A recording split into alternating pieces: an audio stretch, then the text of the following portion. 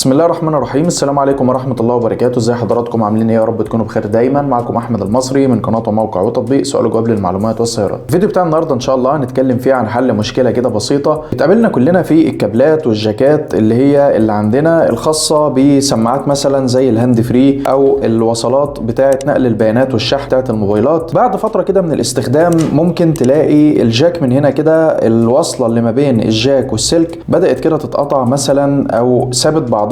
ففي الحالة دي في ناس كتير جدا يا اما بتبدل السلك او بتبدل الجاك ده بوصلة سليمة، او بتركن السماعة خالص او الهاند فري بتاعها، او لو عندها وصلة زي الوصلة دي كده وصلة شحن مثلا او نقل بيانات. فزي ما حضرتك شايف بتيجي بعد فترة كده من الاستخدام ممكن تلاقي الجاك معاك اتقطع من هنا كده، زي ما انت شايف في هنا قطع خفيف كده اللي هو القطع ده. فمع الوقت ممكن تلاقي السلك من هنا هو اللي اتقطع او الوصلة دي كلها ثابت بعضها كده والجاك سليم. فانت قدامك حاجة من الاتنين، يا اما هتقطع السلك ده وتوصل جاك يكون سليم من وصلة شحن قديمة، او انك تركن الوصلة خالص وتشتري وصلة جديدة. لكن انا هقول لك على حل بسيط كده، ويمكن سبق قبل كده اتكلمت عن كيفية استخدام الهيت شرينك او اللي هو اللحام اللي بنستخدمه بالولاعة اللي هو بينكمش بمجرد ما بيتعرض للحرارة، وشرحت عنه قبل كده على كيفية تركيب صامولة سلك الدش بطريقة احترافية علشان ما تضيعش معاك الاشارة او تفقد اشارة. وتقدر تشوف الفيديو من الاي اللي ظهر قدامك دلوقتي، او هتلاقيه في الوصف تحت الفيديو ده او في اول تعليق مثبت ان شاء الله. فلو حابب تستخدم الهيت شرينك مفيش مشكله، لكن احيانا لو الوصله بتاع الهيت شرينك رفيعه ما بتقدرش تعديها من راس الجاك. لكن لو جاك هاند فري زي ده كده، ده الهيت شرينك طبعا زي ما انتم شايفين اللي هو الاسود ده، فبتدخلها كده وبعد كده بتولع عليها النار وهي بتنكمش على الحاجه المقطوعه. فلو مفيش هيت شرينك كل اللي انت هتعمله ان انت هتجيب الخيط بتاع الخياطه العادي، اي نوع بلاستيك او حرير مفيش مشكله، وطبعا هتجيب الوصله بتاعتك اللي فيها القطع او فيها المشكله زي اللي معانا دي على سبيل المثال. طبعا الطرف ده كان فيه نفس المشكله اللي في الطرف الثاني ده، في هنا قطع خفيف كده اللي هو ده بالظبط. فالقطع ده كان زيه هنا بالظبط، فحليت المشكله بنفس القصه دي كده. بعرفك تعمل الموضوع ده ازاي بكل بساطه. ممكن طبعا تستخدم شكرتون او امير والكلام ده كله، ولكن مع الوقت بيفك تاني او بيتشال من مكانه وطبعا مش عملي. كل اللي هتعمله هنا ان انت هتجيب الخيط عادي كده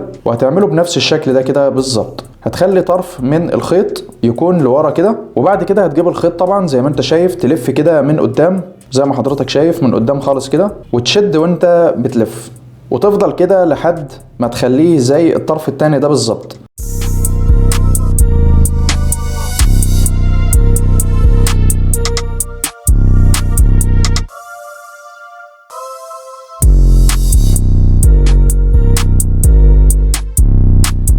زي ما حضرتك شايف انا خلصت هنا جزء صغير كده، وبكثف طبعا الخيط بحيث ان هو يشد على القطعه او الحته المقطوعه زي ما انت شايف، وبخلي الخيط جنب بعضه كده بانتظام. وزي ما انت شايف الطرف اللي انا سبته لورا ده انا بلف عليه بحيث ان هو يبقى تحت الخيط، وبعد كده هنقعد الطرفين مع بعض.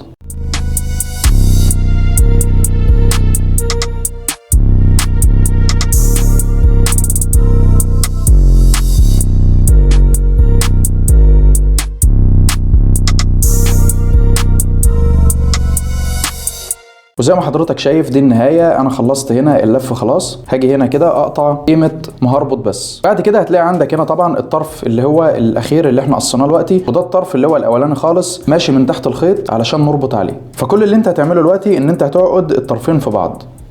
وزي ما حضرتك شايف انا جيت في الاخر عقدت الطرفين في بعض اكتر من عقده كده على بعض، تعقدهم اللي هي العقده العاديه وتربطهم كده بحيث ان الخيط ما يتفكش تاني من على السلك او من على الكابل. هتيجي بس في النهايه كده تقطع طبعا الاطراف اللي ملهاش لازمه دي، وطبعا زي ما انت شايف في النهايه هي دي النتيجه. طبعا السلك اصبح عملي جدا، تقدر ان انت تشتغل بيه زي ما انت شايف، وحلينا المشكله والقطع خلاص اتغطى عليه كانك لبست هنا كسوه كده او عازل بدل العازل اللي اتقطع بكل بساطه وسهوله زي ما حضرتك شايف. وهي دي النتيجه في النهايه. طبعا زي ما انتم شايفين الطرفين هنا عملناهم بنفس الشكل ده كده، وتقدر ان انت تستخدم الكابل بتاعك بدل ما تخسره او ترميه. طبعا زي ما حضراتكم شايفين دي وصله اوريجينال او وصله اصليه، خساره ان الواحد يخسرها او يرميها بسهوله لان الوصلات الاصليه دي ما بتتعوضش. فدي كانت الفكره، حبيت افيدكم بيها. وبكده يبقى احنا عرفنا نعمل ازاي الفكره دي على الهاند فري او السماعه او اي جاك عندنا في البيت، او حتى لو وصلت سلك مقطوعه من النص بنفس الشكل ده كده. دي طبعا نفس الفكره بالظبط. ده طبعا هاند فري اصلي تبع سامسونج، ما حبيتش اخسره. فلو في قطع في السلك برضو او حاجه بتقدر ان انت تغطيه بنفس الفكره زي ما انت شايف كده بالظبط. هي دي الفكره كلها. اتمنى تكونوا استفدت ان شاء الله. ما تنسانيش من خالص الدعوات. تحياتي لحضراتكم، واستنونا في فيديوهات تانيه كتير. وطبعا مش هاكد عليك لو لسه جديد معايا في القناه ما تنساش تضغط على زر سبسكرايب، اشتراك في القناه، ولايك وشير وتفعيل كل من جرس التنبيهات علشان يوصلك كل جديد. شرفني باشتراكك في قناتنا الثانيه سؤال وجواب قصص وحكايات، وهتلاقي رابط الموضوع الخاص بالفيديو ده موجود في اول تعليق مثبت، وموجود كمان في الوصف تحت الفيديو باذن الله. تحياتي لحضراتكم، وفي النهايه كالعاده سبحانك اللهم وبحمدك اشهد ان لا اله الا انت استغفرك واتوب اليك، والسلام عليكم ورحمه الله وبركاته، في امان الله.